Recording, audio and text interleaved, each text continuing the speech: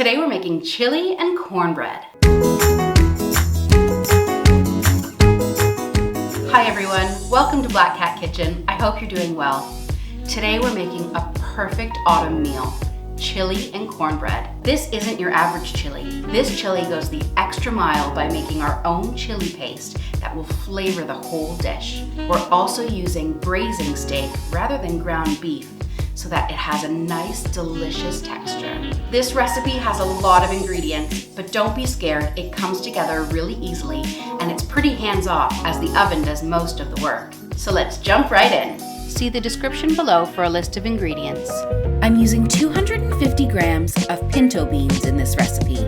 Once these have soaked overnight, you're going to want to drain them and rinse them very well. Then put them into a large pot with a lot of water and 1 bay leaf.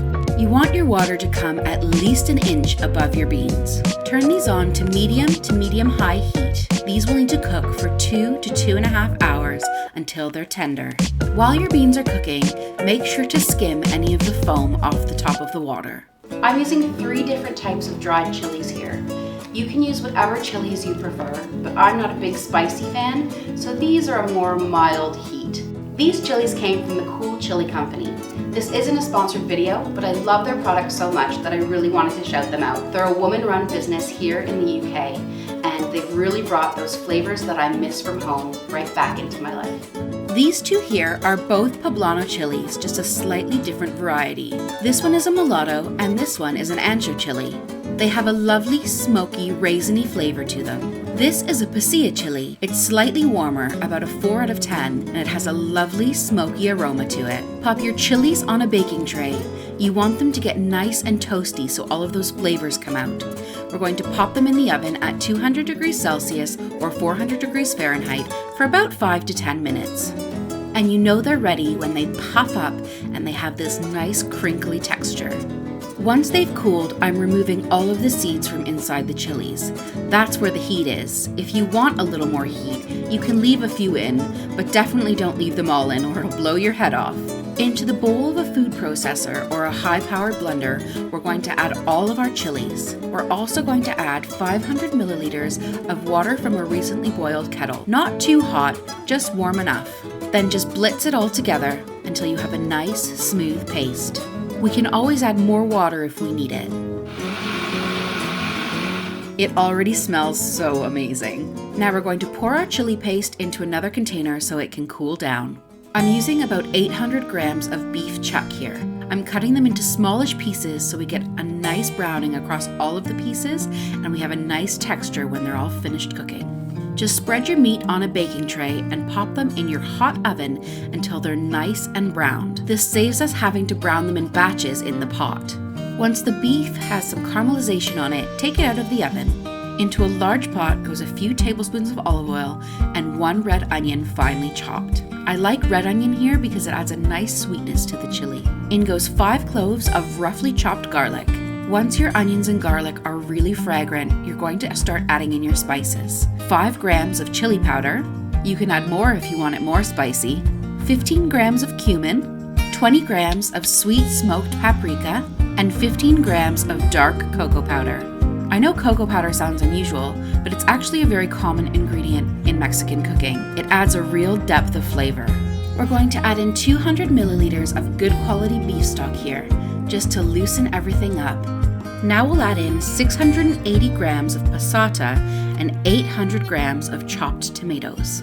In goes that beautiful chili paste we made earlier, and give it a good stir. I just love the color that chili paste gives. It's almost got a purpley hue to it. So gorgeous. Now we'll add all of our beef chuck and their juices, and a sprinkling of salt. We'll season it better later, but this is just to help those flavors start to come out. Stir all of that beef in, and then pop the lid on and into the oven at 150 degrees Celsius or 300 degrees Fahrenheit for about 2 hours. About 15 minutes before the beans are finished cooking, add in 1 to 2 tablespoons of salt. This allows the beans to just absorb a little bit more of that liquid right at the end and become nice and creamy. We'll set the beans aside to cool in their juices.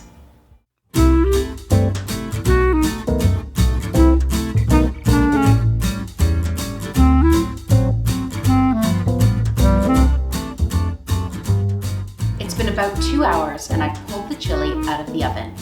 Oh, it's a chunky boy. I've had a check and that meat is nice and tender. It's always a good chance to give it a little taste. Our flavors aren't quite balanced yet though, so now we're going to add in a few more seasonings to really get that lovely flavor across the chili.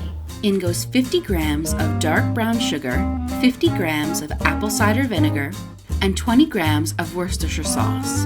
I'm also going to give it a little pinch of salt, just because I feel it needs a little more at this point. In go all of our beans and about 200 milliliters of reserved bean juice. This really helps bulk up that chili.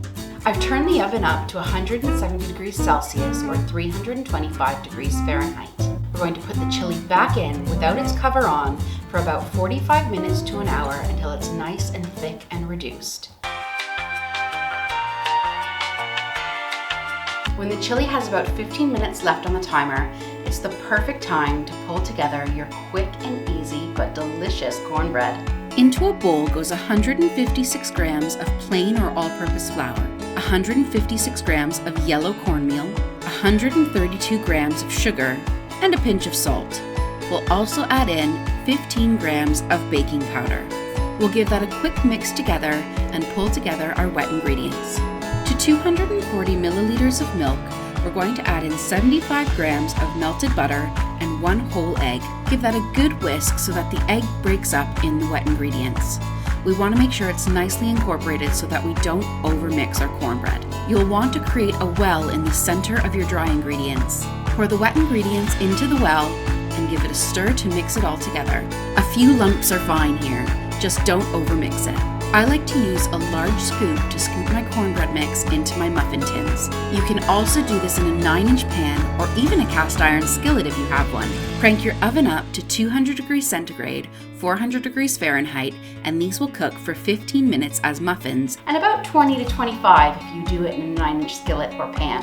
What I love most about this chili recipe is you can make it in advance, freeze it in portion sizes, and then pull it out whenever you want a warming bowl of chili. It will last in your freezer up to 4 months. Just take it out, heat it up, and you're ready to go.